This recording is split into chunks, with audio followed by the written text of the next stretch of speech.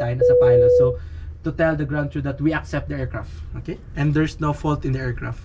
And boarding and refueling is completed, Captain. All right, thank you very much. Okay, so boarding and refueling is completed, Captain. So we're just waiting for pushback clearance, and then we'll just start our engines. Okay.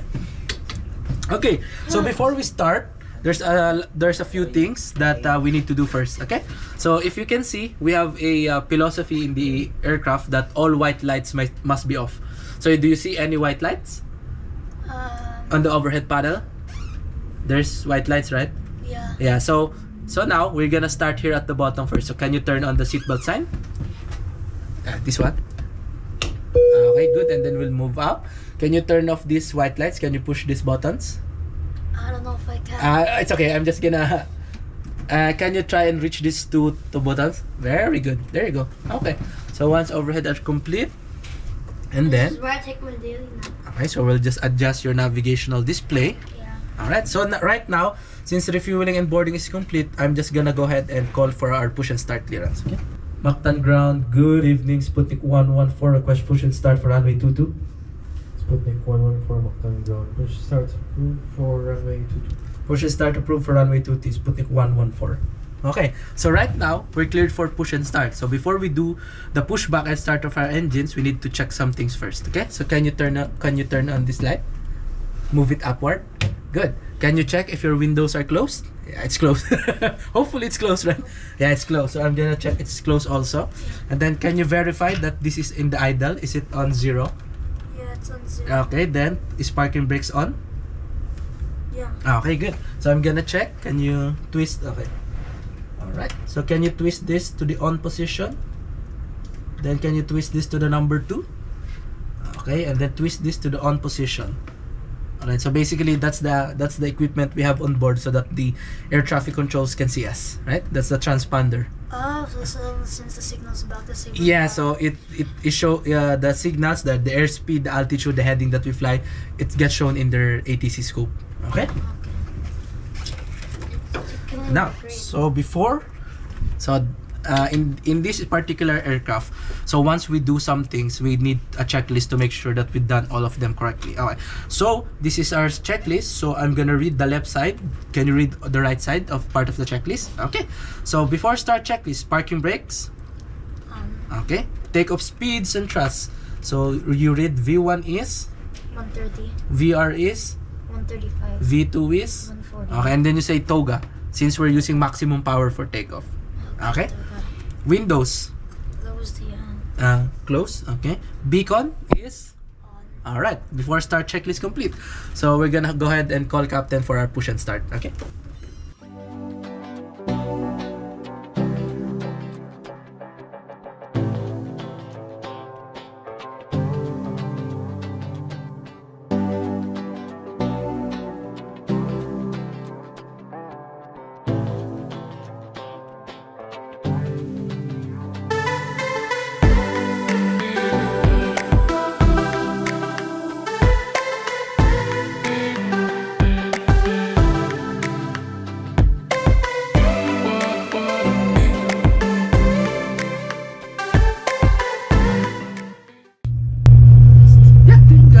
Good morning, ladies and gentlemen on the flight deck. This is your captain, Marcos, speaking.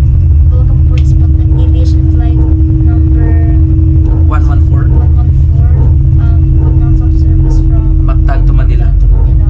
You expect to be taking off in around 10 minutes. This flight time is around 1 hour. Cruising at an altitude of 32,000 feet. 32,000 feet. As you instruct the weather and you to be fair. For now, sit back, relax, and enjoy the flight. For everyone's safety, keep your seatbelts on and follow the instructions of our cabin crew. We'll talk to you again soon once we start to arrive to Manila. Once again, good morning and welcome aboard. Very nice. All right. Your passengers are now informed, so we're ready for our next mission.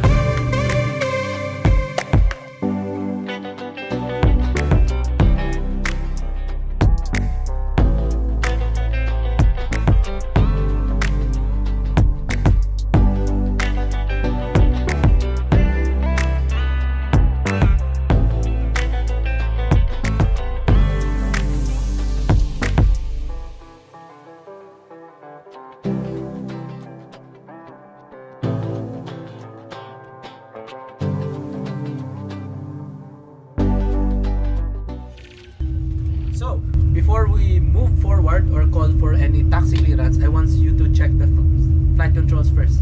So can you move it all the way back? Yeah, pull up, very good. All the way down, very nice. To the left, and then to the right, very good. Okay, so I'm gonna check my side, okay?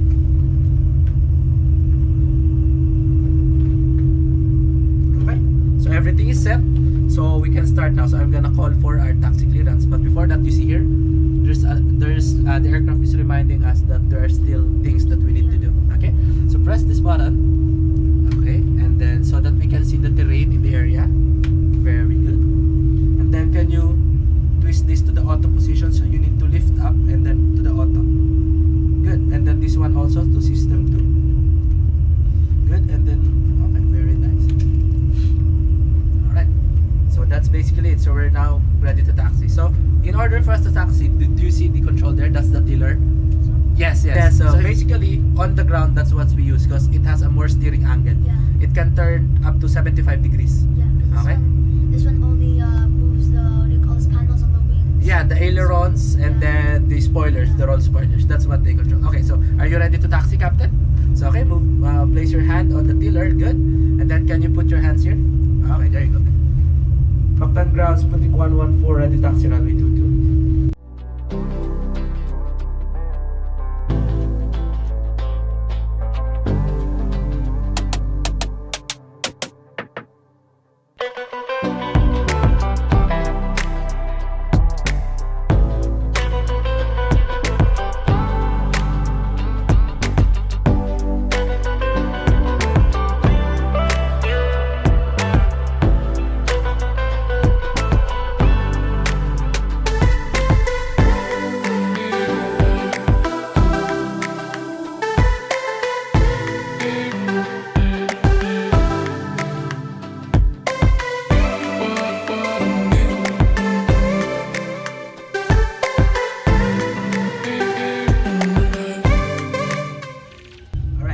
Captain, are you ready for departure? Hopefully. Ah, yeah.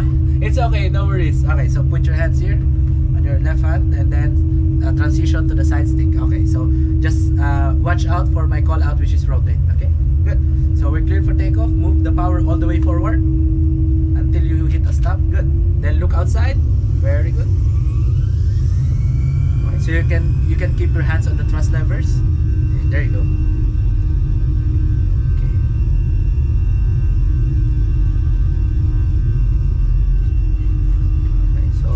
Wait for my call out to rotate, okay?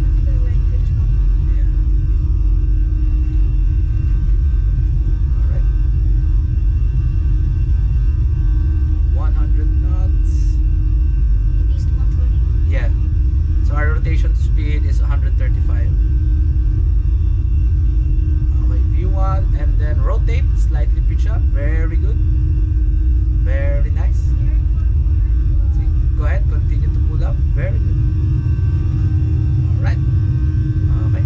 So now we need to retract the gear. So pull it up and then to the up position. Very good. So now you see those two bars, Yeah, just the flight director's red. So try to maintain it centered, okay?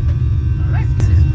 Tower Sputnik 114 airborne passing 1000 for flight level 150. Sputnik 114 contact, departure.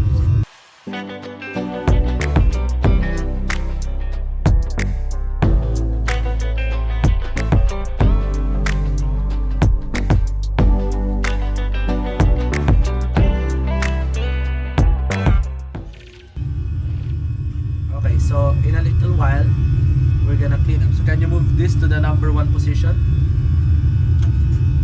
Okay, good. There you go. So the ATC will now give us a lot of instructions. So I need your help. So we need to engage first the autopilot. So can you press this one? There you go. So once we hit the... Okay, so we're proceeding direct mollock. Can you press direct? And then press mollock. This button. Okay. And then press a beam points. This one's Yes, yes, that one. And then press insert. Yes, go ahead. There you go. It's not direction. Yeah, so can you retract this to 0? There you go. Then push this down. Yeah, down. Just press it down. Good. And then can you turn off these 2 lights? This one. Yes, 1 and then 2. There you go. basically that's your takeoff. So how did it feel? You were pretty good on the takeoff. You were almost always on the center line. So that's good actually. Yeah. So right I now, was wondering if the joystick was, if the Joy-Con was like sensitive or not. no, it's actually because you feel the weight of it, right? So it's actually engineered, or even the force that needs to move the side stick is all engineered and calculated. That's the optimum. So that's why, you know, you don't want the side stick to be very easy to pull or push. So that's the reason. Yes, it's we don't want.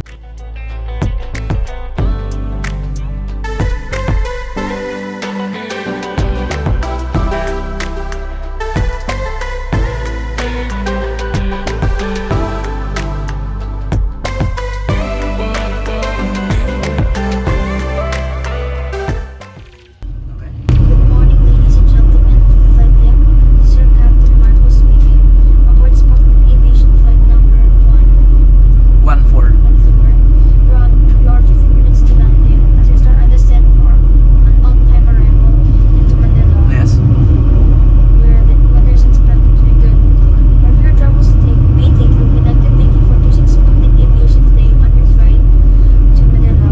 Again, for everyone's safety, follow the cabin signs and instruction of the cabin.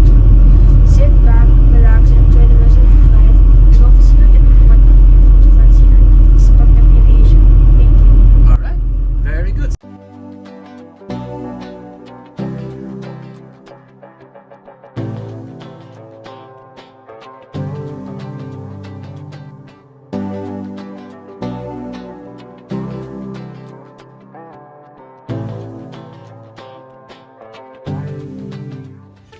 Yes, that's gonna disconnect the autopilot. Press it one more time. Very good. So now try to follow the flight directors, okay?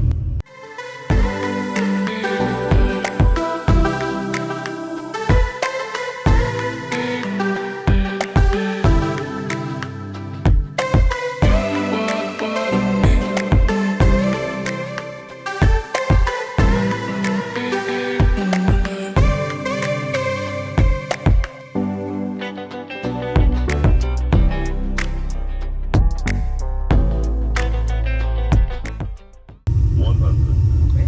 So look outside. 50. Flare. Too low. Terrain. Retard. Retard. Retard. Okay, good. Retard. Isn't that service? Okay. Reverse. All the way down. Very nice. Okay. Look towards the end of the runway. Oh, It's okay. All right.